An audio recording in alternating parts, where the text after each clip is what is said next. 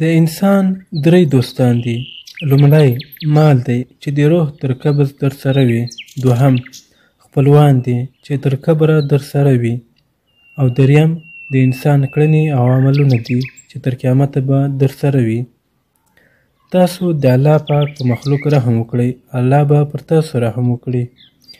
څوک چې د خلکو احسان او نیکي نه مني، هغه د الله پاک جل جلاله احسان هم نه مني.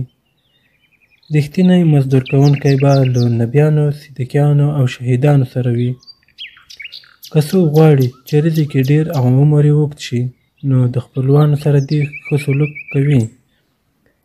بهترین مسلمان هغه دی چې نور مسلمانان د هغه له لاس او ژبې څخه نور مسلمانان په امن وي. رشوت ورکوونکی او اخیستونکی دواړه به دوزخ کې وي. کامل مسلمان هغه څوک دی چې د ښه خوی او خاوند وي.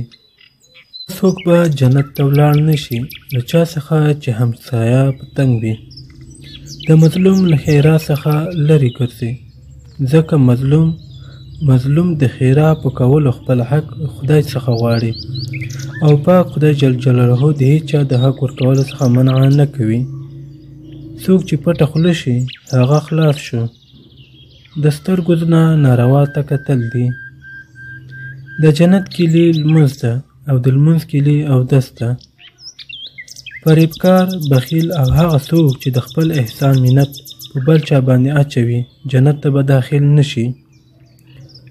الله تعالی ستاسو صورت او مال ته نه ګوري، بلکې ستاسو زړونو او کړنو ته ګوري. که چېرته یو مسلمان د بل مریض پوښتنه وکړي د سهار په وخت کې، نو د ده لپاره به تر ماښامه 80,000 ملایکې دعا کوي. او که چېرته د ماښام په وخت کې د مریض پوښتنه وکړي، نو تر سهاره به د ده لپاره 80,000 ملایکې دعا کوي. د انسان درې دوستان دي. لومړی مال دی چې د روح تر قبض در سره وي. دوهم